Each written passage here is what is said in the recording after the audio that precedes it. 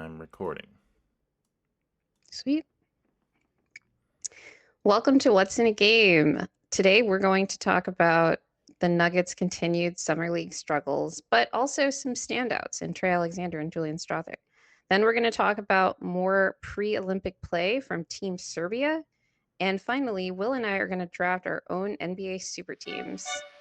Stay tuned.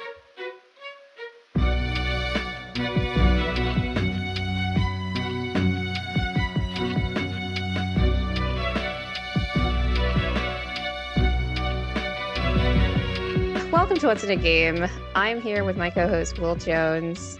So before we jump into the episode, Will and I actually had just finished recording when some big news dropped that Russell Westbrook is being traded to the Utah Jazz and he's expected to get bought out and then likely sign with the Nuggets on a veteran minimum. This is basically what we've been waiting for. The Clippers really had all the power in their hands in terms of the actual mechanisms by which Russ could get to the Nuggets, right? Well, because he had opted in to his player option. And so the options were for the Clippers to either trade him or buy him out themselves to get him off their roster. So it was like, is he going to get traded to the Nuggets? Is he going to get traded to somebody else to be bought out? So it's not official yet that he's on our roster, but this is the direction that things are moving. And now we have a concrete move in that direction, which is him getting traded to another team that's going to buy him out. What are your thoughts? Yeah, I mean, it's not surprising. We had been, throughout multiple episodes, been talking about the Nuggets in context of Russ being on the team pretty much. Calvin Booth got interviewed at one of these Summer League games saying we want, what was the word to use? Something about a point guard. High-level guard.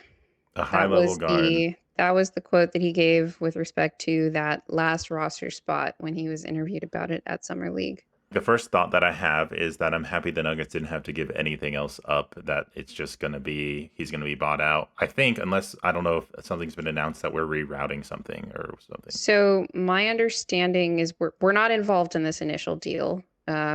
So a couple of weeks ago during free agency, like the first week of free agency, it was announced that the Clippers were going to be signing Chris Dunn to about a minimum deal. Now, the problem at that point is I believe the Clippers had too many roster spots filled. So that deal hasn't like fully gone through yet. But I kind of anticipated this whole time that with them signing this Chris Dunn as a point guard, to probably be their backup point guard, that maybe Russ would be included in this deal to create the roster space, right? And then Utah, who still has a ton of cap space left that they have to use before the end of the summer, would probably buy him out. Now, part of why the Clippers didn't want to do that initially is maybe they were trying to get an asset back for Russ or not have to give anything up. Here you see that they're giving up a second round pick swap. So that's just, the Jazz are going to be able to swap with the Clippers if they want in the second round in whatever year they give up their pick swap. That's probably not going to mean anything because the Jazz are probably going to be worse than the Clippers for the foreseeable future. And cash. So that's just more cash in the cash coffers for the Jazz to use in other deals. And then they tie all of that into the sign and trade for Chris Dunn. It's interesting because we saw a lot of sign and trades this offseason, and you don't normally see a sign and trade for a minimum player, which is Chris Dunn in this instance. So, this is just a bit of finagling with the mechanisms that GMs use in order to get this deal done in the most, it seems clumsy, but it ends up at the end of it being the most efficient way to get the deal done for both sides. Although the Jazz get some cash out of it for their trouble, right? I wonder why it took so long to find that agreement, but it eventually happened. And sign-in trades are, I don't know if they're going to come back into fashion just because of how it allows these things to occur. I think, this is like deviating into CBA nerd talk, but I actually think we're going to start to see a lot more sign-in trades, not just because, say, the the rules of the new CBA sort of favor more teams being under the first apron, which is if you're over the first apron, or favors teams being under the first apron, because if you're over the first apron, you can't participate in sign-in trades.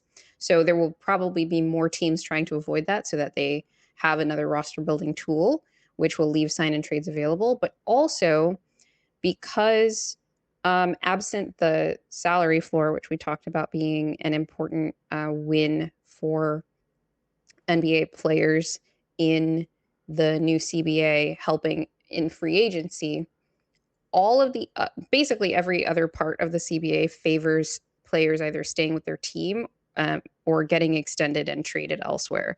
So I actually think that because free agency is downplayed in most aspects of the CBA, it'll be more common to see especially these margin moves happen via trade as opposed to signing players in free agency, which this kind of is because you end up signing the player. You might see it more in an instance like we saw with Golden State, where they are under the first apron, but they're over the cap. What that means is being over the cap, they wouldn't be able to sign anybody outright in free agency without using like a mid-level exception or something like that. But they can participate in a sign and trade where in the case of it was Buddy Hield, gets signed by the Sixers technically and then traded to Golden State. So actually when you're talking about like, I would expect it more to be more common with like bigger contracts, like contracts that Buddy Yeah. Hield isn't actually Harder more to than the mid-level absorb. exception, but Yeah. exactly, like you wouldn't be able to sign them outright in free agency, but you could trade for them if you have, those smaller assets in terms of like the contracts that match and all of that. This is not that though. That was like my little CBA nerd corner. But yeah, why don't you talk a little bit about, now that it seems like it's actually going to happen, hmm Russ's fit on the Nuggets? I think he's going to be a really good locker room presence because he has been known for that. I know people know him as kind of being a problem with the Lakers, maybe. But, fans who have been watching the NBA for a long time know that his teammates love him. I think the Nuggets are going to love him in the locker room.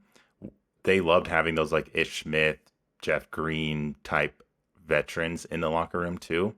I think Russ is going to be a good kind of vocal cheerleader, I guess, for lack of a better word. I wouldn't say like leader, but who knows? Uh, Basketball fit.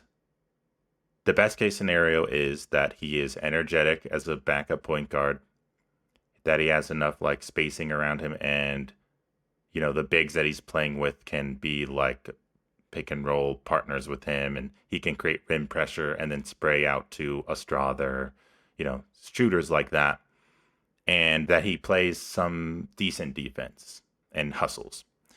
That's like the best case scenario, I think. The worst case is that his shooting is like so bad and the spacing is just too much of a problem and teams are just sagging off way too much and we're not really employing him in the right way. People become frustrated with how he's operating. He's frustrated, who knows? And then we basically can't play him or can't even play him in the playoffs. Does it end up being kind of a middle ground scenario of that where he's going to have up and down nights, where we'll have nights where it is the dream scenario and we'll have nights where he's going to make some stupid plays and he's going to frustrate some Nuggets fans and we're going to be like, why did he take that shot? Why did he do that? We never should have signed Russ. It's going to be a lot of that. But I think overall it's worth having someone like him to try this out. Seems like he has a good relationship with Jokic, which is a plus, and he's a veteran. He used to be an MVP. Obviously, he's not close to that level of play right now. But I think just because I've been thinking about this for so long, I'm just, I guess, happy. Like just the most baseline level of happy that it just happened. But I don't think it's like, is he better than Reggie? At least that's like kind of the bar that he needs to hit. Yeah, I think that Reggie was fine. And I think Russ will be like a little bit better than Reggie at floor. Now, you talk about it in a little bit of rosier terms than I would, where I just see this having a pretty low floor as an experiment. I don't think that he'll necessarily be a bad locker room presence. It'll just be different. He is an intensely competitive individual He's known to be incredibly intense. And I don't know that the locker room has had somebody with quite that level of intensity in a very, very long time. And that intensity can go either way. So hopefully it gets channeled into just making everybody as competitive as possible, right? It's good, I think, that there is a relationship already established between Russ and Jokic, and he wants to play here. Like that, from all reports, like his camp has been interested in it ever since reports came out that the Nuggets were interested in him. So that's good. Like, I mean, we want people that want to come play here, right?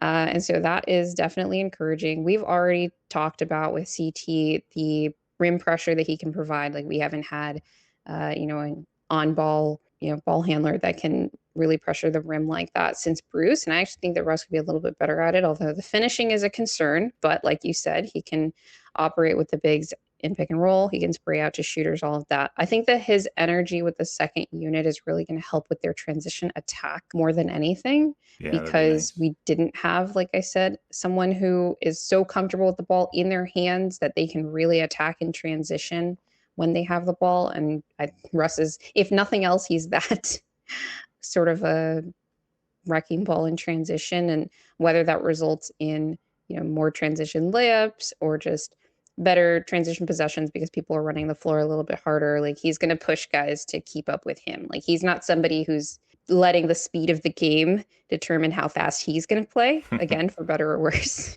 Yeah. So I do think that he's that person that, when he steps on the floor, like the whole tone of how the team is playing could change. And that's in some ways what you want out of a backup point guard, potential six-man kind of player. And we'll see how things go with the shot.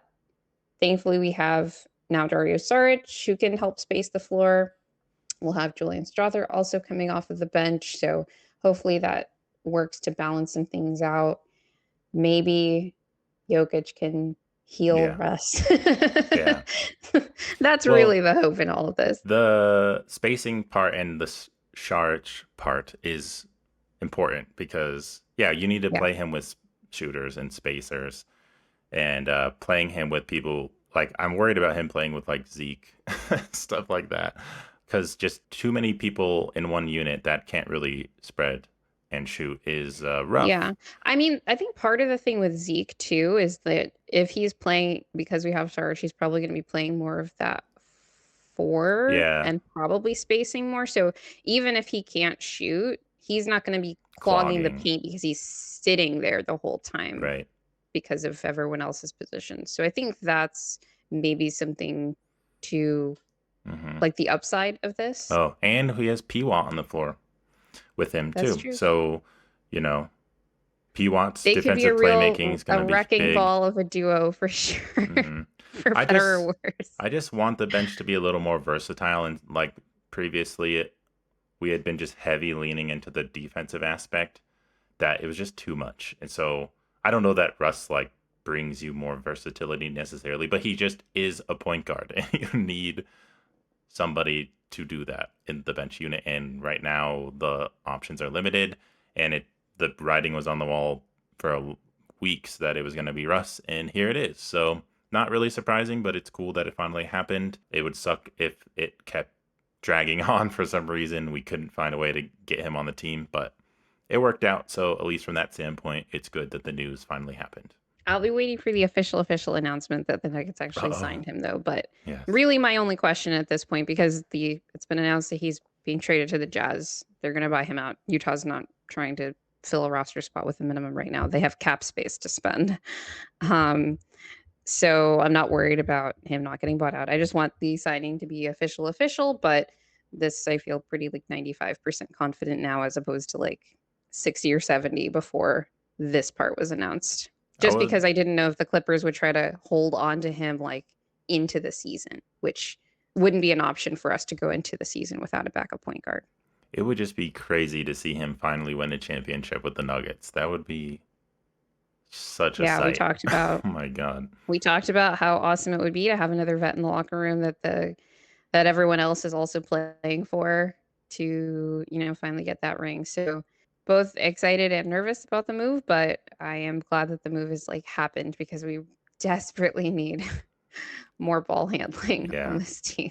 But yeah, Russ, I'm sure. too. Now we can go and talk more about Summer League. Before we jump into the summer league stuff, I know you wanted to say some things with respect to what's been going on with online with Jalen Pickett. If you want to like quickly summarize that Sure. and then give your thoughts on it. Yeah. Obviously, we're going to talk about Jalen Pickett in this Summer League segment. He's someone who was of particular interest with fans because we need a backup point guard. And he is someone who we were speculating about whether Booth saw him as the backup point guard or whether we needed to draft a new one or pick up a vet. Seems like we're kind of doing all of that. I'd said before that Pickett wasn't a realistic option just because, one, we haven't seen him play really in the NBA at all. He's played in the G League mostly and had some decent games. He hasn't had a great showing in Summer League. There's been some talk on Nuggets Twitter because that's where we come from. So we're going to talk about that just slightly where, there's people who are talking about him and how he's not going to probably be an NBA player. And this is maybe the end of his run on the Nuggets. And I had tweeted about how I kind of just feel bad for him because you never want to see someone's like dream come to an end. But he is getting paid by the Nuggets, and some people have brought that up. And I think when we talk about these players, especially young players in Summer League, and we're evaluating them as assets, it's almost inherently dehumanizing. And even just how fans talk about players throughout the NBA is a little bit dehumanizing because we see them as assets that can be traded.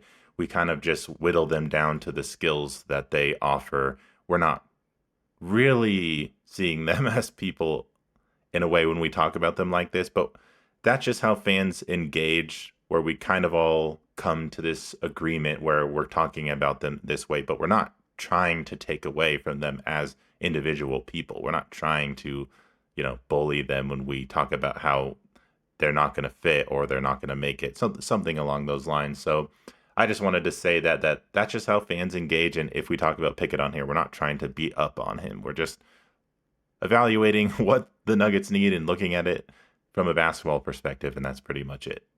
Yeah, I mean, for me, I'm gonna just take like a slightly like next level approach, just analyzing the discourse about the discourse around Jalen Pickett.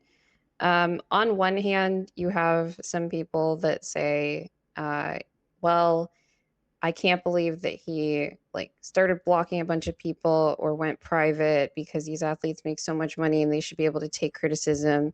And I agree that athletes should be able to take criticism, particularly about their play. I don't love online bullying. I don't think a lot of people love online bullying. I also think it's totally fine for anybody to decide to go private and block people. So yeah, you Hmm. can post your screenshots of like this person blocked me. I can't believe they whatever, but I actually think that's kind of lame and it kind of I think is more a symptom of how dead the off season is at this point right now. We're like in between, sort of free agency being a thing, even though a lot of teams still haven't fully fulfilled out their rosters, and then we're waiting for the Olympics to start, and then after that, there's going to be an even deader spot. So I think people just like want something to talk about. So they're either talking about Pickett or they're talking about people talking about Pickett, like we are right now. Yeah. So, Yeah. It's kind of the to talk me, of it's just Nuggets like, Nation. yeah, if like on one hand, athletes can absolutely be criticized, and I think it's like weird to chastise fan bases for doing that. But I also think it's like kind of weird, incredibly weird actually, to just like consistently bully people and like shame them for deciding to go private or block people that are probably harassing them. Like you get to a point where you're making your account private, you're probably getting just like too many notifications and all of that. I know Will and I have talked about this where it's like, yeah, like attention can be nice, but I'm somebody who will quickly, DMs to blow up. So nice people don't blow up my DMs, please. I never want to like be forced to have to go private. And I personally probably won't unless it goes to like a wow, this is just like unable to handle. But you can only imagine the kind of Hmm. situation that an athlete that has you know thousands of eyeballs on scrutinizing his every move Yeah. is getting. So if you personally got blocked and you feel bad about that, I mean, like, probably don't take it personally, but also probably you should just leave them alone. All right, let's move on. Let's actually talk about some summer league. There were definitely some positives in addition to the negatives. I know the last time we talked, we spoke about Julian and Trey really standing out in game one. Did you see anything anything different with Julian's game in Summer League Game 2? This was the one against the Raptors. So for me, I think his shooting was definitely better, right? Because Oh yeah, for sure. he's 6 of 12 from 3 point. That's kind of insane, actually. His Yeah. overall field goal percentage was similar to his first game, 10 of 21.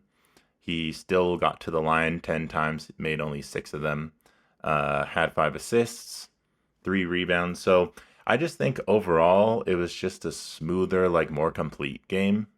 And he did enough in that game to where the next game versus Charlotte, he was done. The Nuggets had seen Yeah. enough. They were good with how he played. Whereas coming out of the first game, he showed glimpses of what we wanted to see, but it wasn't necessarily. We still just wanted to see more, and then he brought that against the Raptors. So I was really satisfied with what I saw. I think in the first game, shooting wasn't quite there, but he was aggressively getting downhill. With the rim finishing specifically, or any other aspects of the game, were you happy with what you saw? I still want more consistent finishing at the rim. When he does get downhill, I feel like sometimes he doesn't know exactly where he's going to take the shot from, whether it's at the rim or he's going to go for the floater. So it all looks a Hmm. little bit haphazard, but the defense like doesn't realize that. So he actually he continued to draw contact and get to the free throw line off of those drives. So that was really nice to see. I thought in game two, he played more of that role um, as a closeout attacker and attacking off the catch, whether it was taking the shot. So here you see he's getting more catch and shoot opportunities in this game. We talked about his ISO pull-up threes Yeah. in from game one. Those were the ones that went down. The catch and shoots didn't. But I feel like today, like the catch and shoots, he got more of them, and they also went down. I think he didn't have as much of an initiator role in this game. Maybe that is in part because, Duran went out in game one. Instead of starting a forward, they ended up deciding to start Trey in this game. So they ended up with these kind of three guard lineups with Hunter at the four, very tiny, tiny summer league team in terms of the starting lineup. But I think that meant more ball handling reps for Trey, and also Pickett was getting him some looks as we saw in that reel. So he was able to be more of that secondary guy, and I think that helped him to like save some of his energy. Some he had some really nice finishes as a cutter as well. Really good at reading when his defender is just slightly like not focusing and getting those nice back cuts in particular. We saw that in some of his limited minutes in the regular season too. But yeah, he just like continued again with the downhill attack. I think that because of what we saw in this game too, compared to game one, where he was again more attacking closeouts instead of having to initiate everything, that downhill attack is actually going to be that was a nice like pick and roll that he ran with PJ, gets him on the pocket pass. He's really good at those pocket passes. That's something that a lot of people have pointed out Yeah. here. That was a He really hits nice PJ one. on the Kind roll. of, he hit it really early. They were really pressing up on him there. Yeah, that's true, which is good. Yeah, for listeners not watching the video, we're watching some like highlights right now, and that was a really good pocket pass. And we talked about that with Matt Brooks, as saying like that having that pocket pass the most important pass you can have if you're playing with Jokic. Yeah. I'm not sure how many minutes he's going to be playing with Jokic, but I guess Malone said he's going to have a chance to win the starting job, which is pretty insane considering like that we had some questions about Strawther coming into Summer League. He hadn't proven everything he needed to prove, but like we were saying, his floor even seemed pretty good. So it wasn't like we were super skeptical. There was warranted excitement about him because of the flashes he'd shown, and he's just showing it again. So it's pretty wild to think. I don't expect he's going to win the starting role, but Yeah, this look at that back cut. yeah, the cutting. Yeah, let's look at that cutting specifically. He kind of fakes to go get the DHO and then is able to back cut, and nice of PJ to catch him there as well. I thought PJ looked a lot more comfortable in game 2 than he did in game 1. Yeah. Better rebounding, still looked undersized for sure, not as effective in the post as he was in college. But he played his role in that 5 spot, just kind of sometimes acting as a hub, kind of rolling hard when he got the opportunity, and he even made some shots. That was a nice block by Julian. I loved that. So I hope he got credited for this block. This is similar to the one that I I'm sure talked he about did. It was almost in the exactly last like one. the one you talked about happen Yeah, again, and where we've seen him do it at the NBA level as well, right? Like, people are really caught off guard, but this guy is a legit 6'7", and I believe he has, like, a 7-foot wingspan or close to it. But he's blocked a number of jump shots in his limited minutes in the NBA. And just on the Malone stuff, it's very nice of Malone to say that Julian's gonna have a chance to compete for the starting spot, but I just, like, don't believe that it's gonna be anybody but Christian, yeah. barring his injury, of course. Um, but it is nice to see that Julian is in a position where you could at least reasonably see that being a competition at training camp. So yeah, I'm looking forward to seeing how Julian looks, after having like the rest of the off season to continue to work on these things and just build some consistency and all of hmm that.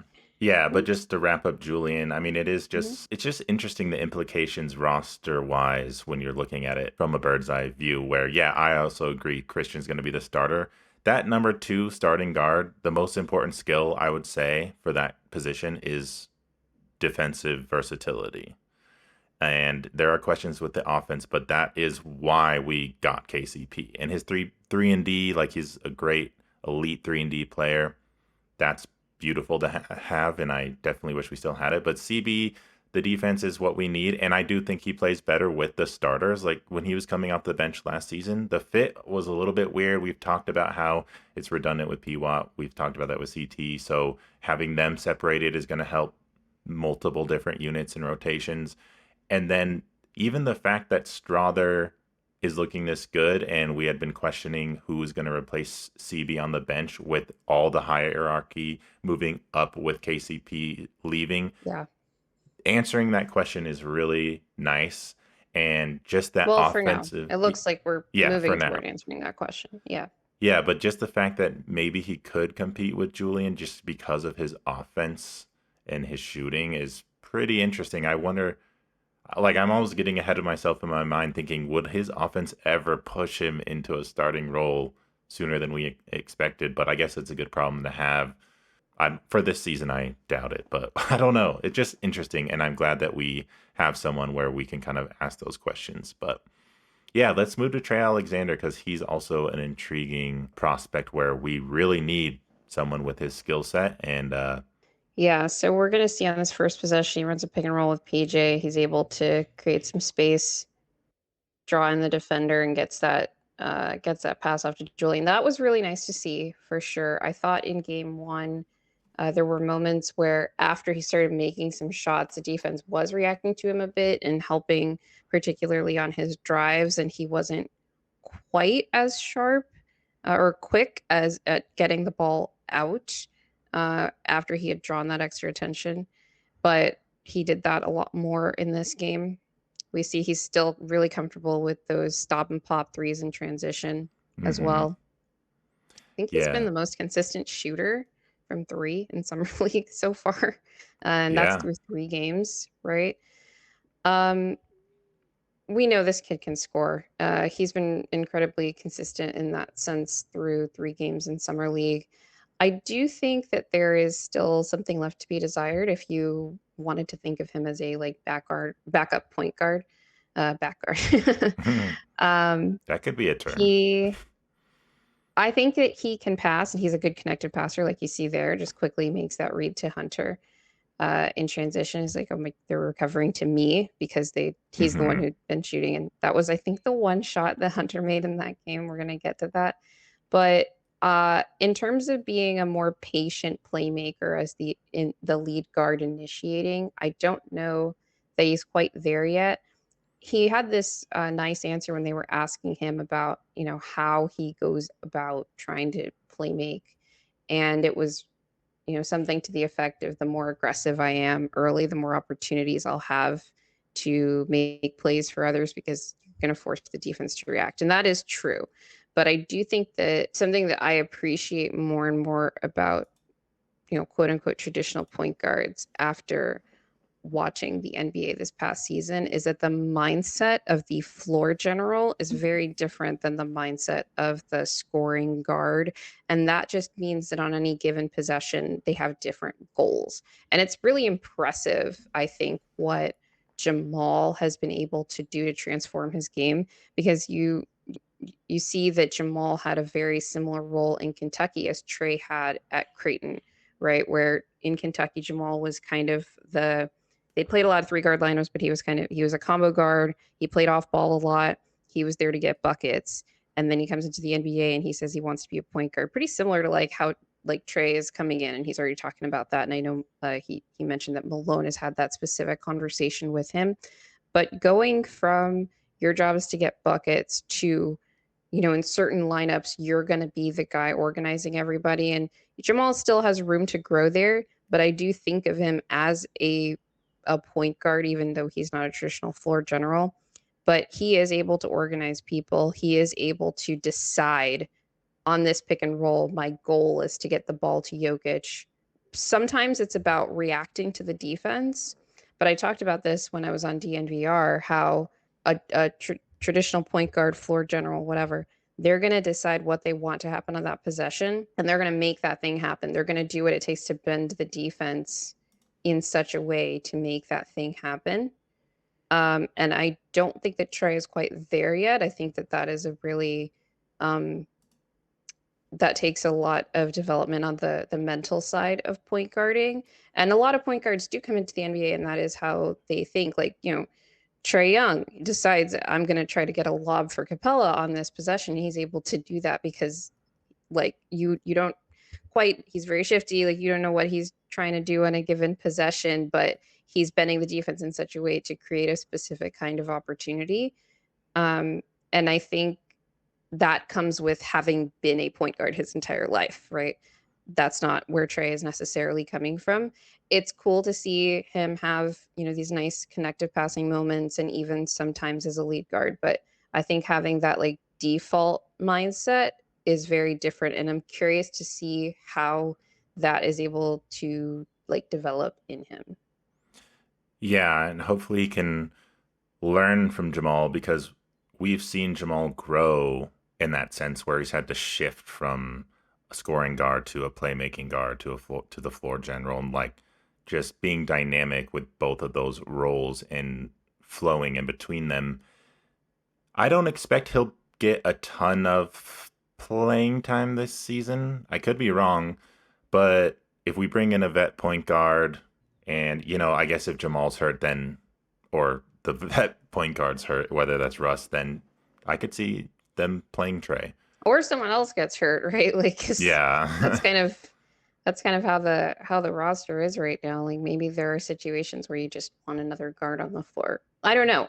I think it's more like, I'm really excited about his scoring skill set. Like, one of the things that does bode well for him in the regard of like being able to be an effective point guard at the NBA level is just how he's consistently able to beat his man off the dribble, both in pick and roll and in isolation, and just he gets to his spots so easily. Yeah, these Um, mid and ranges, he's like he very could just get a handoff so and get comfortable in that mid inside. range. So many little Exactly. fadeaway little jumpers.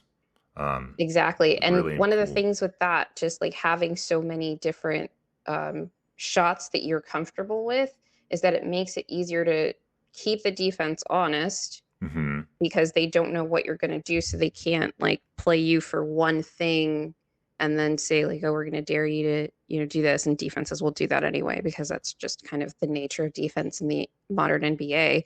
But he's able to consistently punish that because he's comfortable in all those different from all those different spots. Like he got a lot more ball handling reps in this game against the Hornets where Julian sat out. Yeah, he just gets to Man. a spot with such ease. No, I mean you laid it out perfectly. He had a little steal there in the highlight clip that we were looking at, which is nice. I He's mean had a couple of those in Summer League, yeah, actually. you want him to be scrappy and good with his hands and active on defense, and he was showing that. You don't want someone who's really lazy on that end, especially when you're like a scoring first type player. But right now, it seems it's really good for just the first showing, and the fact that he's undrafted. We had to trade our second round pick this draft to get home. So the fact that we were just able to get him is really, really nice. I would rather see him get some minutes even in garbage time in games or when we're a man down. That's Calvin Booth's vision is, not being so beholden to the top heavy starting five that's really good and playing them super high minutes because when one of them goes down, we're kind of screwed. We're still trying to figure this out, and partly why we're talking about Summer League right now is to take stock of where we are with these players and down the roster. And right now, I like what Trey's showing. So Let's talk about the other two players that are okay, on the roster. we'll just go to um, those two. yeah, what we have to do. We have to talk about Jalen Pickett and Hunter Tyson. So they had very rough outings in that game 2 versus the Raptors. Yeah, Hunter Um, Tyson was 2 of 11 overall, 1 of 5 from 3, finished with 5 points.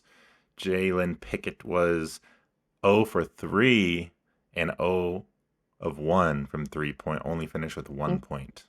yeah, I think he made a free throw. So I Yeah, think there was one. someone had posted a graphic about the bench point differential between the two teams in that game, and I think the Raptors bench like way outscored them, but they ended up only losing by 3. But Pickett and Hunter combined for 6 points in that game, Yeah. and it was really, really tough.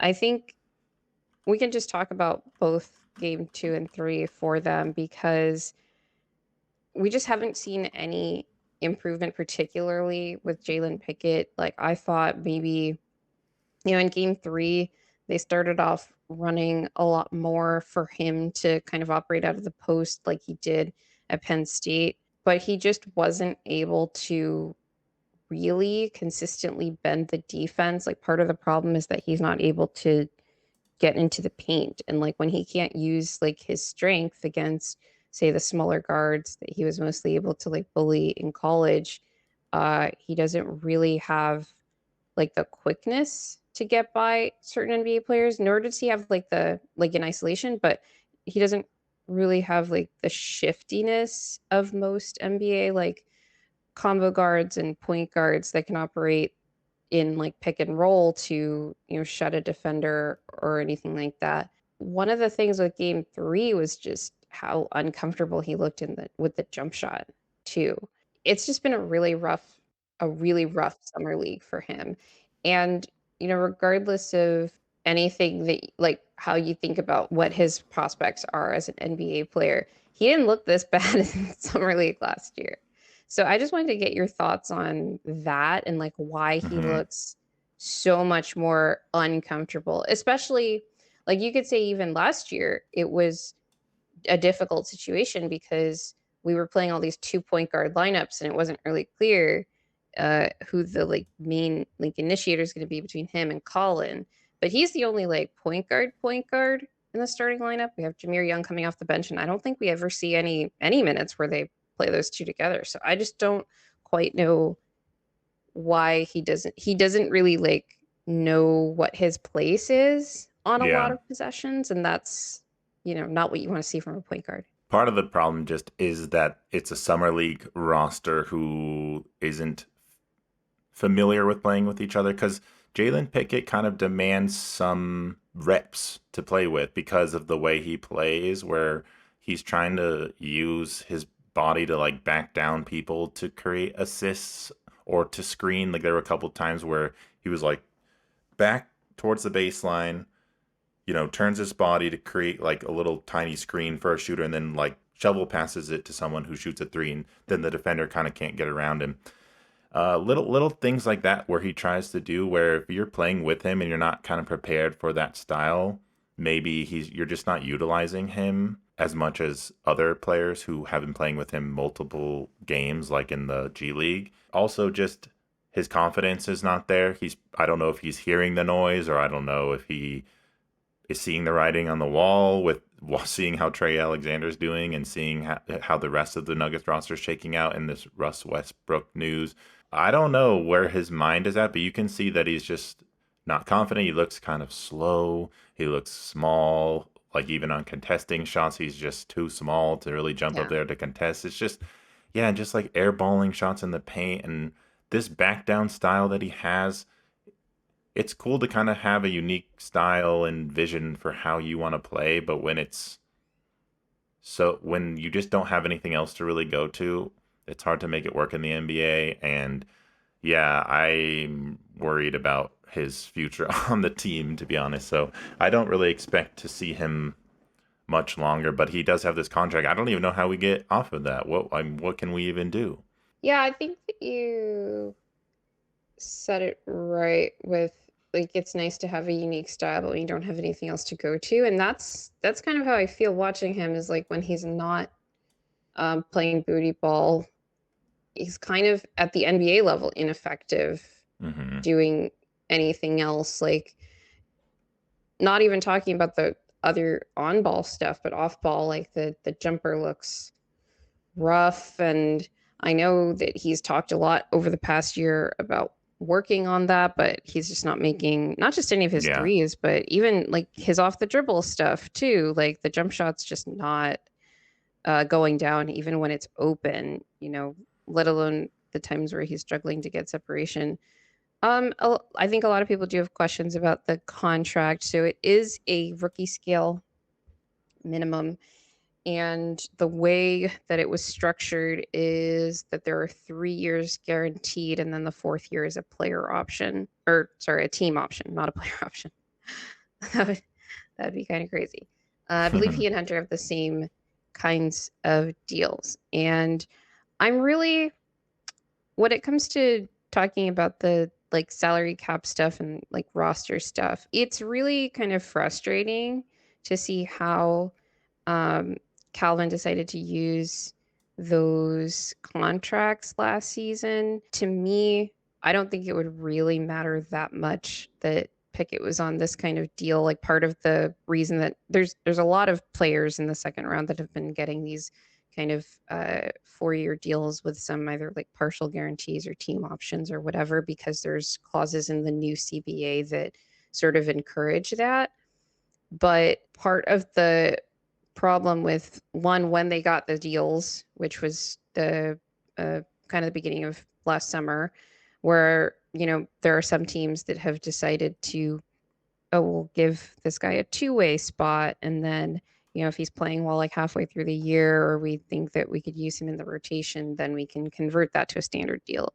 And that way there's a roster spot available in case that doesn't happen so that you could, I don't know, get it like trade for somebody at the deadline or uh, get a buyout candidate, that kind of thing for a veteran can take up that spot, like someone who's actually going to play. It'd be fine if we had one of these players on these contracts, even like the whole year. But the fact that we have two puts a lot of pressure on both of them because they both haven't. That's Jalen and Hunter haven't really shown themselves to be playable at the NBA level, and that's Hmm. really tough. There were situations that I had suggested where, okay, maybe the kind of team that you could trade somebody to where there's kind of a question mark around what they could contribute skill wise at the NBA level is at least this minimum contract could be used to fulfill a required roster spot on another team, but it's like the cheapest possible kind of contract.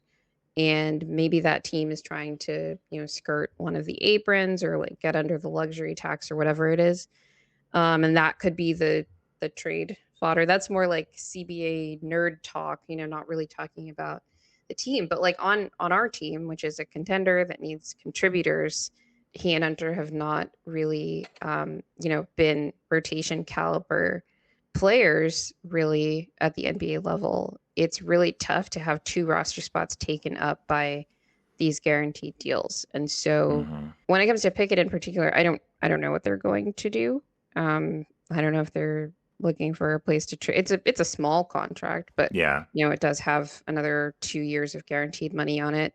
So it's just like a matter of finding a team willing to like take a chance on him, take a flyer on him, Yeah. or there's the option to waive him, but that doesn't take away the cap hit. So there are questions about, okay, how close? We're kind of hard capped at the second apron right now because we used a particular exception to sign Dario, which means if we wanted to waive Pickett just to get the roster spot back, that his money is still a cap hit for us. So we So, have to factor that into if we wanted to yeah. sign Who someone you're to going to replace him. So replace that's at that? just Yeah, it's just right. kind of a mess. And that's what Yeah. Adam Silver came out and said that he liked how it was functioning, making things tighter for those at the top. So he's getting what he wants apparently with how the Nuggets are in a bit of a pickle. But Hunter Tyson was 4 of 10 in that third game versus the Hornets from three. Does that move you at all? So I thought Hunter started to look a little bit more comfortable offensively, but as that game went on, I did think that it wasn't just him, but I think the whole team, there weren't as many opportunities for Trey in like the second half of that game. So I had noted at half, he played 16 minutes, and I think he had 14 points in 16 minutes on like very high efficiency. So I don't think that he took more than one shot in the third quarter. And I think Hmm. that's a lot of like, he's not like the guy. Like, I don't know if any of these guys are the guy on this team. Now that Julian's gone, there's kind of a power vacuum. And so there was a little bit more chaos with who was taking shots. We had a lot of shots from guys who I don't think are ever going to be on our roster. Like I said, there's lots of people in summer league that are like trying out for this team and for other teams because there are scouts from everyone around. But I thought Hunter in particular looked like he was pressing a lot, particularly in the second half of that game. So, you said he went, was it 4 of 10 from three? He took 18 shots in that game and he scored 20 points. I was kind of surprised about the 20 points, honestly, because I just saw him miss so often. But the 18 Yeah. shots sounded about right because it just Yeah. felt like he was pressing so much, even when he didn't need to. I thought that the game was pretty like tight back and forth for most of it, and then the Hornets started to pull away, and the Nuggets just weren't able to get any traction. So I don't know if it was just like we're trying to like we need someone to do something, someone's got to take over, and he's got like a bit of that kind of dog in him, right? But I also thought that in contrast to the first two games, like I said, he was pressing, and I don't know if he's trying to like make up for it, like he's trying really hard to like get something back, like get comfortable again. And it just, to me, I was not moved. Like, as I know he can shoot, but Mm. he still had the issues that I was worried about where like the shot release is not as quick as you'd want it to be. I think that guys are able to contest it a little bit quick, like more easily because he gives them more time to fly out and contest when he's attacking closeouts. And this isn't even NBA defense, NBA athleticism, right? Like this is just summer league, and he still looks really uncomfortable when there's like a more athletic player that's closing out on him. Um, but it was nice to see the aggressiveness, I guess, because you definitely don't want somebody that is having his kind of summer league to like fade into the background. I thought so that's where you could draw the contrast to Pickett is that Hunter was Hmm. like clearly still fighting. Yeah. Um, It is. but I was not pleased with the process of Mm-hmm. really the whole team. So that kind of is just another like mark against, I guess, the point guard, right? You talked about how Jalen doesn't have a lot of people that play with him normally in the G League, but he hadn't looked good through 3 games, and he had Hunter and Julian with him in the starting lineup at least that did play with him a fair amount in the G League, especially Hunter. I think both of them were pretty much in the G League the entire year last year. And there were some moments of like, okay, Pickett found like there's some nice moments where there's like some chemistry there, but it's just not consistent. I hate to like harp on this, but for his type of point guard where he's supposed to be a floor general, like he's supposed to be controlling the floor, not like fading into the background because he can't find a way to contribute when like his kind of go-to isn't working, or, that kind of thing. And I think it's tough for both Jalen and Hunter because they are clearly not the guys on this team, despite being second-year players. Like, it was really more about Julian through the first two games, and there were clearly directives to try to get him, most involved in all of that, and give him like on-ball reps and all of that, which takes away from like the main job that like Pickett was trying to do. And even for Hunter, it's like, well, when Julian's like hitting his, like they basically play the same role offensively, right? This like movement shooter, setting screens, like operating off ball, all of this stuff. And maybe that's why Hunter looked a little bit more comfortable in game three, even though I didn't like the process. Again, I did think he Hmm. was pressing. Yeah, it's difficult to see them not be able to like integrate themselves into this system yet, even though it's summer league and it's a little bit more chaotic. Like, they did have a week of practices and they were playing with guys that they did play with for most of last year, and they are second year players, and they're not really standing out as players that look like they've been in the NBA for a year at Yeah. all. That's why when we talk about rehabbing value of these two, because they are on the roster, it looks to me like it will be really difficult to rehab Pickett. Maybe there's a little more hope for Hunter Tyson because he at least has the spot up shooting, possibly.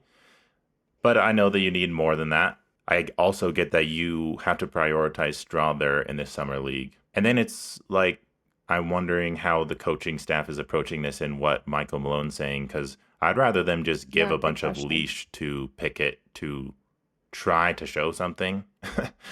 It would help if he could have some value for a team to want, so that we could move off him some way. We're recording right before the next summer league game, so I don't know if he has some Game amazing four. game, and then we're looking at Yeah, this in some Pickett other 30 perspective. triple double incoming.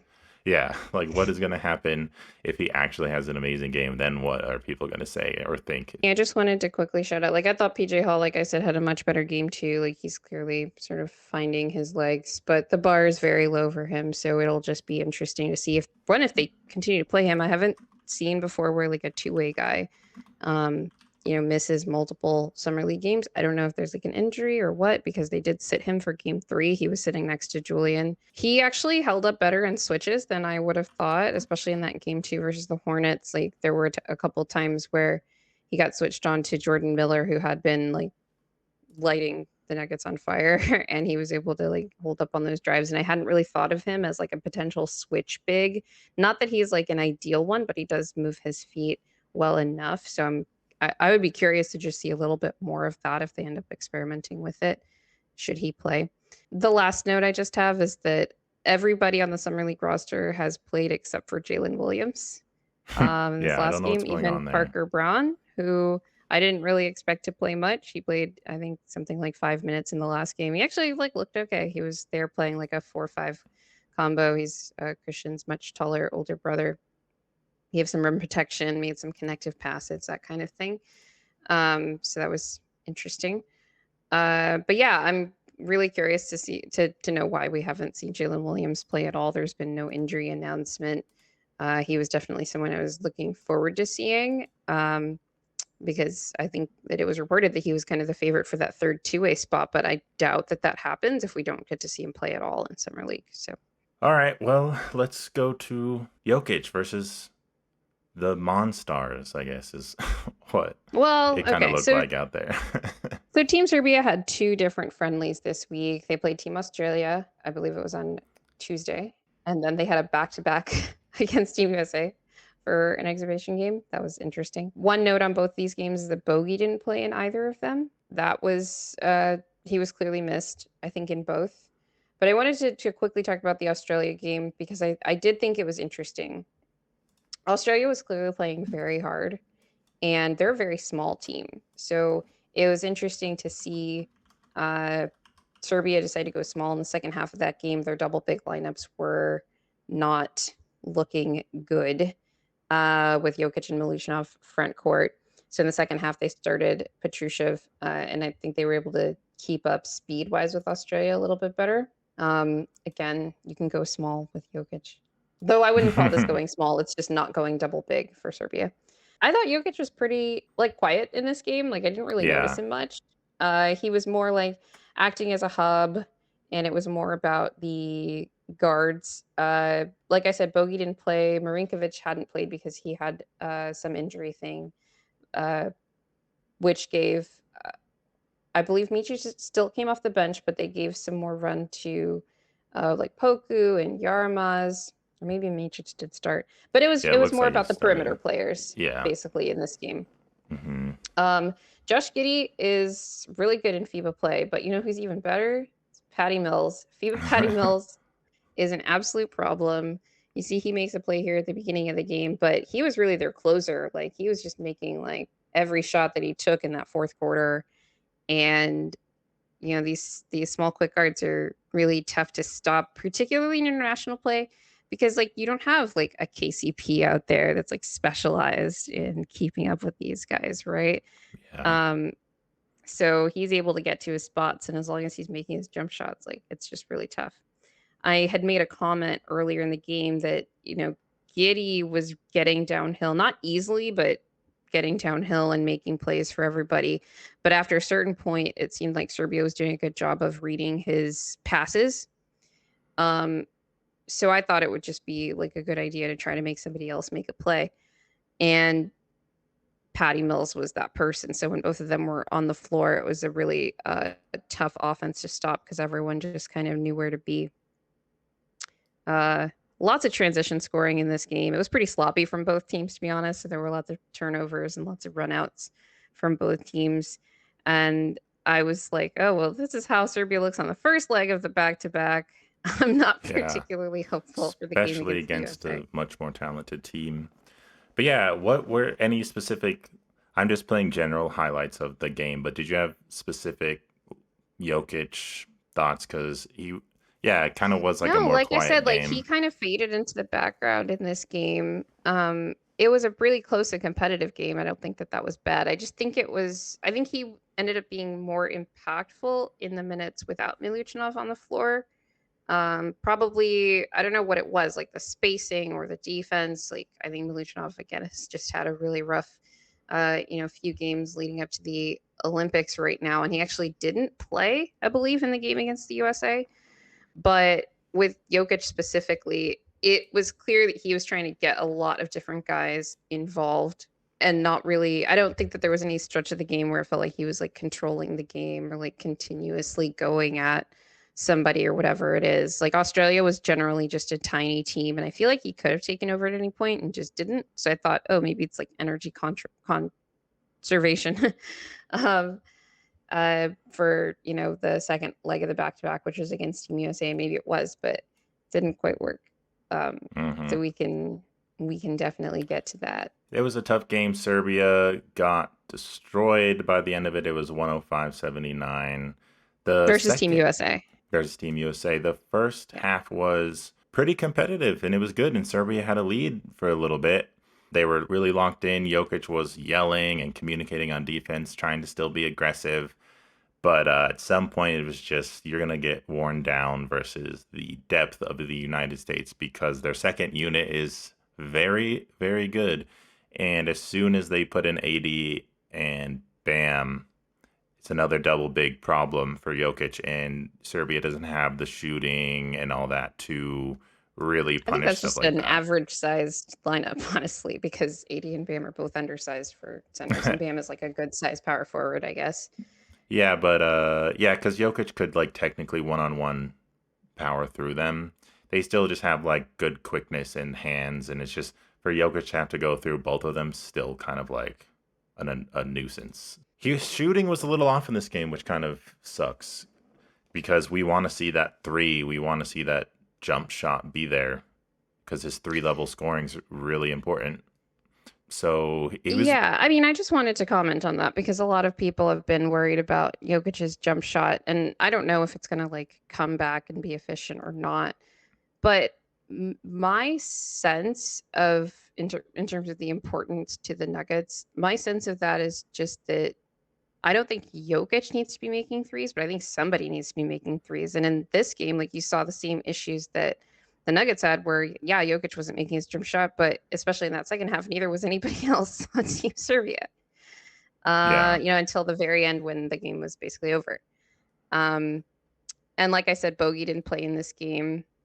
And he's probably the best shooter, particularly off the dribble, right? Like when you Hmm. don't have somebody that's a threat to pull up, you get people going under on screens a lot. And sometimes guys like Alexa were able to punch that, and other times not. But as long as Jokic is able to do what he did just here on the inside, uh, that's I think that's really all you need from him if other guys are able to do their job, which is to operate off the DHOs, make their open shots, et cetera, et cetera. So Yeah. I disagree with the importance of Jokic being able to make particularly his threes in order for Team Serbia to be like very competitive, like peak level, whether or not they're able to beat Team USA or not. Like I don't think that Jokic's 3-point shot really has as much bearing on that as people say. And same for the Nuggets. Like I think other guys need to be able to step up when those shots are created for them, if that Yeah. makes sense. I just think about the Wolves series though, where they were like letting him be able to shoot from three, and I They were worry letting when, everybody though. yeah, That's the exactly. thing. And if Jokic could have just made some, we would have been much better off. But if anyone else could make some, we also would have been better. That's true. But it still is going to help the Nuggets if Jokic can make the threes. We need it. I just think at this point in Jokic's career, him making threes isn't going to bend defenses as much, Yeah. even if he's making a lot of them. Like, I just don't think that they're going to react as much because they're just going to live with it, Yeah, just like just they're live going to with it live with either anyone way. else making the threes, which is why. And I prefer him being on the inside because to me, I've said this a lot. Like his ability to dominate the glass is probably like in terms of the how important it is for his impact on a game versus how important it's perceived has the biggest gap of any skill that Jokic has. And that requires him being inside. And so Yeah. that's why I don't really, it's not that I don't care about the jump shot. It'd be great if it came back, but especially for those like bailout moments, right? Like that was such a big thing, you know, even during the title run. But the point is everybody else being able to play off of the things that he can do, which is, you know, a multitude of skills, Yeah. particularly on the inside. Yeah, it's inside games more important. You don't have to agree with me, Will. I'm I just just like like I stating just my want position for the I record. just want Jokic to bring the scoring from pretty much anywhere because that's what kind of makes him the best player in the world in my opinion. Um I Along disagree with with the that too. passing. But The passing and the scoring from every level is what I think is the argument of for him as the best player because he's not bringing it so if necessarily. he can't make his threes like he hasn't, like he didn't last year, then he's not the best player in the world. I think that it makes it more difficult to argue that he is the best player when you have someone like other players who are scoring from everywhere on the floor. Do you think Luke is the best player in the world? Not right now, but there's a chance he could be argued he will be. People will pick him up and argue that he is the best player Yeah. in the world just because of that, even if they're wrong, right? Well, yeah, people are going to argue whatever they want, Will. Exactly. That's fandom. Exactly. But perception is the reality a lot of the times in the NBA. Like people still think Embiid was the best player when he's healthy. Yeah, well, those people are wrong. Yeah. So, Jokic, like you said, he can operate out of the post. He was doing that. Serbia was getting tons of good looks because USA was kind of focusing more on the interior, less on the perimeter.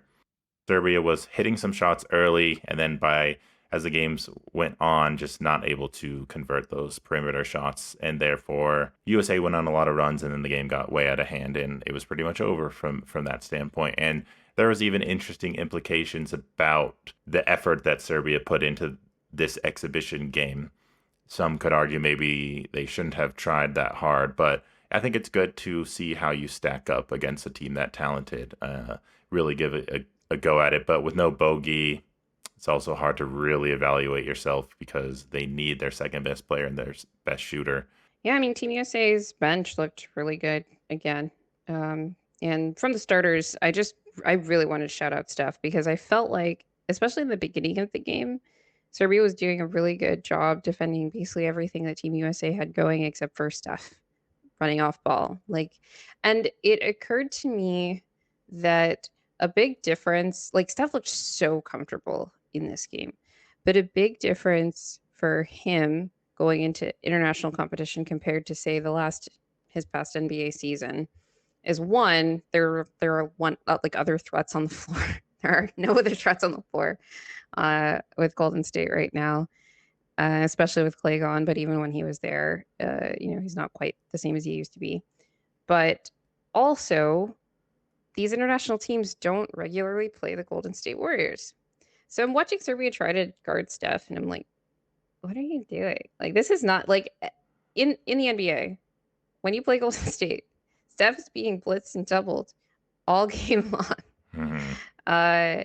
And he has like the best, usually like the best screen navigating guard or wing defender on him off the ball to play aggressive ball denial throughout the entire game. Of course, having other threats on the floor makes it easier to, not have to face those kinds of defenses because someone else could punish that. But from what I saw, there wasn't a lot of that from Team Serbia anyway. And so Steph got to just like run around like a little 3-point shooting demon. Mm-hmm. And I felt like he had like the loud shots. Those Yeah. like, how did that even happen? Like, how did he get open? All of that. And then he was making them. So he was really good. And I think that he's going to be a real weapon, continue to be a real weapon throughout FIBA. Because of that, I think it's just going to be really difficult for other teams to stop the way that he plays. It's just like so different than what teams are generally used to defending. And even in the NBA, like you could see instances where like when the Warriors play an Eastern Conference team that only plays them twice a year, like it's just different than when the Warriors play a team that's in their division, plays them at least 4 times a year, and is used to at least having to deal with the way that they play. Whereas, yeah, Team Serbia is clearly like unprepared. For him in particular, I Yeah. actually thought that they did a decent job of guarding everyone else. Just going through the highlights of this game, I actually liked the shots that Team Serbia generated more than the shots that Team USA generated. But when AD's hitting his jumper, when Bam's hitting his jumper, when Team USA was actually playing some pretty good defense in this game and, creating a lot of transition opportunities as well. Yeah, it's hard to stop them, especially if your offense is off. Yeah, I thought Serbia was trying to be aggressive and put pressure on the ball at the start of the game. There were some attempts to just get between Steph and a ball handler when he was off ball. But then, just running through different screens or just running around a couple times and then he was open. So there's tons of threats on Team USA. I don't know if that had, something to do with the fact that Serbia wasn't totally committed to that game plan. I mean, it's just so hard. What can you really do? Well, you have to decide like what you're going to take away. I would Yeah. suggest taking away Steph Curry threes as like one of the top bullet points. I don't think that's something you want to live with. It looked like Steph was making a concerted effort to really make his 3-point shot like the thing for the USA offense in that game too, where maybe he wasn't as aggressive hunting that shot in previous games, but this time he really was. So that was really cool to see. If you're a Steph fan, and the crowd was loving it. The crowd is actually really cool to Yeah. listen to. Is in Abu Dhabi. They I look like think they're that having a Jokic great was time. getting MVP chance there, Yeah, yeah? he did. So there's love for Steph and for Jokic in Abu Dhabi. So Wow. It turns out that the people love 3-point shooting and not making 3-point shots. It's yes, interesting. yes, Yeah, shout out to Bam and AD. Like Bam finally gets to play his actual position at power forward, and AD gets to play 4.5 with FIBA spacing. And yeah, he's been kind of crushing it, continuing to crush it in these exhibition games. I wonder if Team USA ever gets to a point where they just decide to start AD at yeah. center. I That's what think I was that he saying. just I was like, makes more starting. sense. Like they just look a lot better defensively, in particular with him on the floor. I think honestly, like offensively, I don't know that Embiid adds so much to this already star-studded like starting lineup where yeah, everyone else can shoot. So who cares if your five can shoot? You can play 4 out, 1 in, run all your 5 out sets. AD's a lob threat to make up for that. Like it's not like they're worried about their spacing. Yeah, And it's definitely like it seems like a political thing, like Yeah, it personalities and like does. who's in the pecking order and that kind of thing. And it might just be the case. Like, I mean, honestly, like Embiid could just crush some bench units. So I That's think he should true. want to come off the bench. Yeah, because I was wondering even if him playing with such talent, it's a change for him. Where on the Sixers, he's the number one option and he's scoring and he's heavy usage, heavy on the ball, and he's relegated to a variety of off ball and on ball in this United States offense. Do you think that that is a factor of just like this change in style where he's not like the alpha, I guess so to say? Honestly, I don't know that Kerr wants to move Embiid to the bench because the bench has been so good playing their run and gun style, and I don't know how much Mm, Embiid wants to like go get up and down the floor. So maybe he's just gonna live with it. I mean, it's been working so far. They've won all their exhibition games. They're probably gonna win all of their games on their way to the gold medal anyway. And, you could always start him and then just like reduce his minutes in the rotation. So it's not a hard and fast thing. It's just like such a clear difference in the way that Team USA plays on both ends of the floor. Like it's just less clunky when it's AD out there. And even when it's Bam, although I don't think they've done any Bam at five lineups, just because the ball moves more. And I think like I saw some particularly the highlights when Embiid is like running off of pin downs and stuff like that. But I don't know how like much he likes to be in continuous movement off the ball. So yeah, I don't know. It's just like his fit on the whole team is kind of weird. But you were always going to have these issues when you have these high usage stars all coming together and trying to form a super team.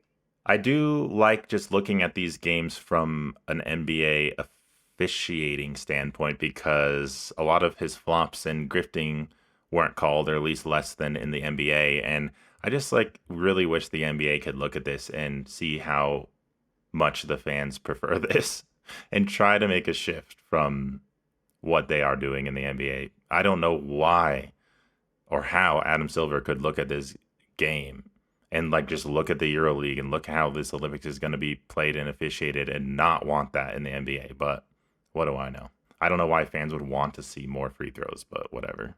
You hear that, guys? Will wants playoff officiating all year round. I want even more harsh playoff officiating year round. I want it more than what the NBA playoffs is officiated, but yeah. All right. Well, let's move on to our last segment then, actually inspired by Dream Team 2.0, Team USA.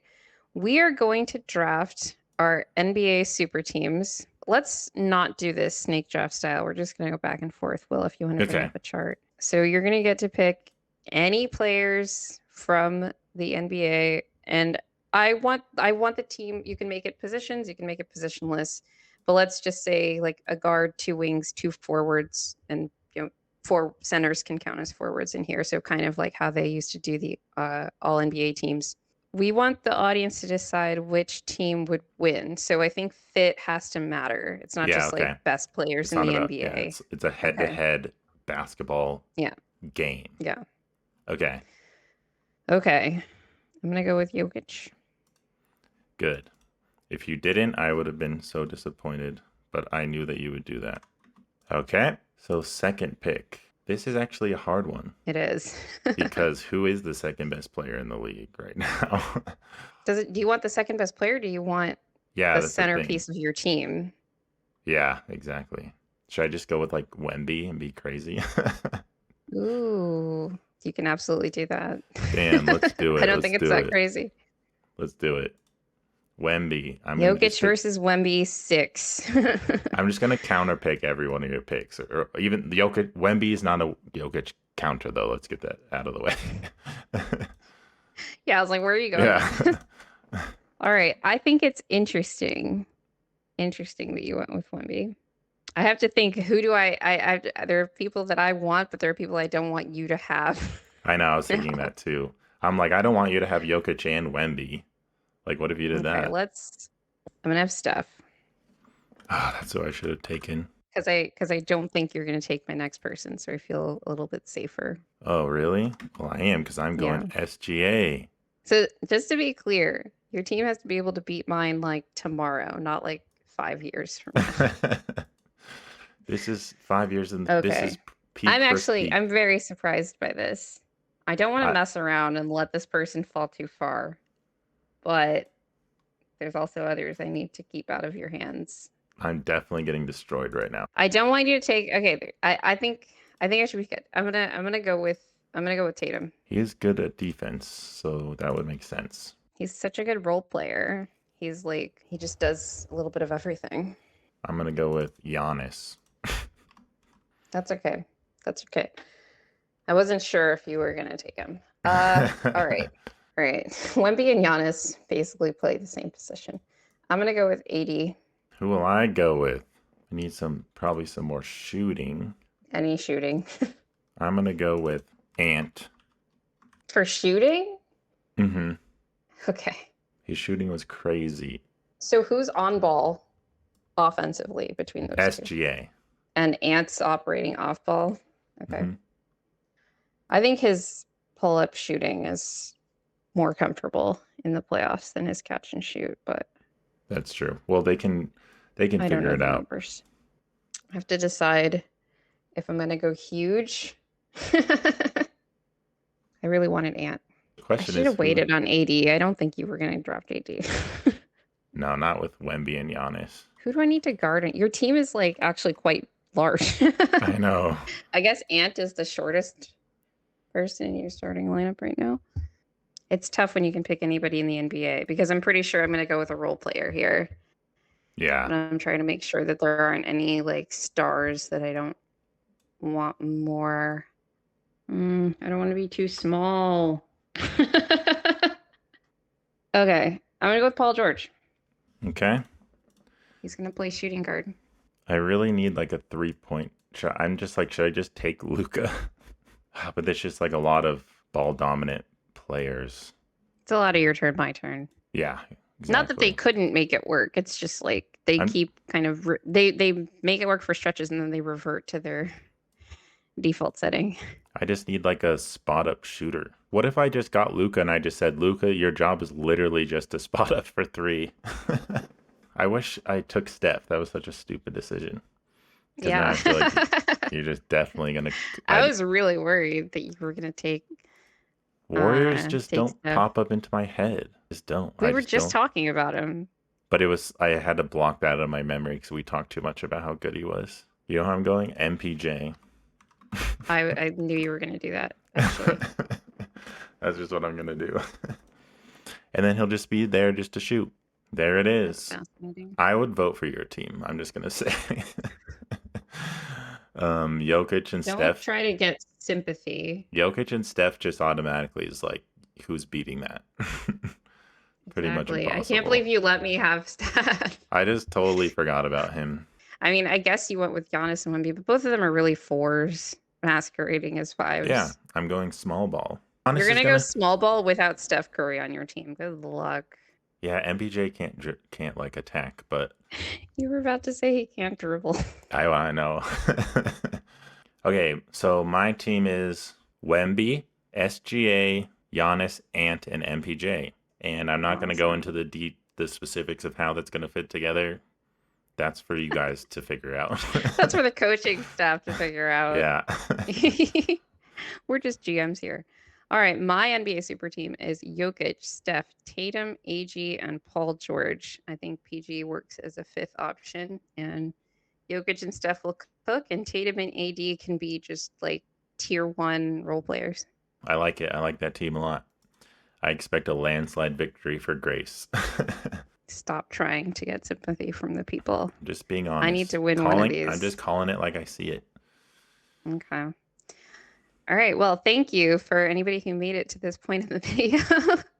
Just on the programming notes, this is our last show before our pre-Olympic episode. So look out for that right before group play in the Olympics starts. And please remember to like, subscribe, share, hit the notification bell, leave us a review. We're on Apple Music, we're on Amazon Music, we're on Spotify. Share us with your friends, your enemies, your family, and their enemies. And always remember that winning is fun and losing sucks. See you in a week.